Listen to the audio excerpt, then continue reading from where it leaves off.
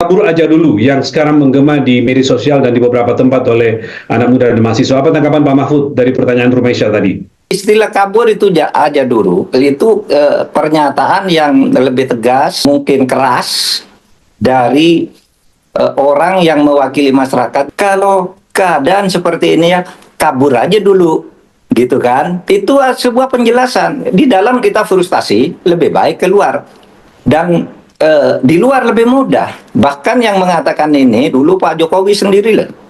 Ketika di sebuah sidang kabinet, ketika undang-undang tentang cipta kerja itu dirumuskan, itu penjelasan Pak Jokowi bagus. Kita akan mempermudah orang berinvestasi agar di dalam negeri lapangan kerja meluas, orang berinvestasi mudah. Gitu. Di Indonesia itu berbelit-belit sehingga perlu diciptakan omnibus law, di mana ada satu pintu perizinan, sekali masuk sekali jadi. Pak Jokowi akan memberi contoh pada waktu itu. Apa contohnya? Contohnya saya ke Dubai atau ke Qatar gitu ya. Saya ke Dubai ngurus izin. Hanya tidak sampai 1 jam sudah keluar. Nah kalau di Indonesia harus lewat pintu ini, syarat itu, syarat itu. Nah kalau di Indonesia sendiri dipersulit begitu, orang kan lebih banyak kabur ke luar negeri. Oleh sebab itu, mari kita beri pelayanan yang bagus di luar negeri. Hapuskan korupsi, hapuskan pintu birokrasi yang bertele-tele. Nah, kalau tidak kayak gitu, orang cari kerja di luar negeri. Itu kan, waktu itu kata Pak Jokowi. Jadi benar sekarang ini. Oh ya, kalau bertele-tele kayak gitu, kabur aja ke luar negeri. Nah, jadi itu pernyataan keras dari masyarakat. Kabur aja dulu daripada pemerintahnya kayak gini, kan gitu. Nah, Mas Rizal, saya ingin sampaikan data yang saya ketahui sampai dengan akhir tahun 2023. Berapa jumlah warga negara Indonesia, pekerja migran Indonesia di luar negeri?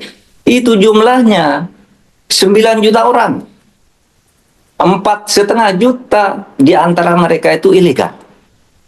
Kabur dari dalam negeri ke luar negeri karena mempertarungkan hidup di sana. Di Indonesia tidak bisa hidup, dia lari ke Malaysia, istrinya ditinggal. Dia merawat anak orang di luar negeri, anaknya sendiri tidak ada yang merawat di dalam negeri. Ada yang mempertaruhkan nyawa di tengah lautan karena menjadi pegawai-pegawai, pekerja-pekerja kapal layar. Lalu kalau mati tinggal dilempar ke laut.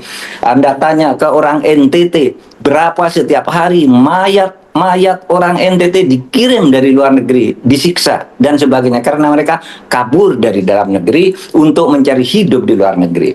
Nah itu kalau negara tidak menyediakan hal seperti itu, ya orang ya kabur aja kan gitu kan. Banyak yang saya dengar itu dari studi-studi pekerjaan bisnis misalnya ya.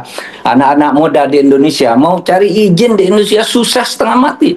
Oleh sebab itu mereka-mereka yang mulai membangun kerja dalam startup itu mencari izinnya ke Singapura, ke Dubai, kemana. Mereka sebentar dapat di sana langsung operasi. Apa yang terjadi?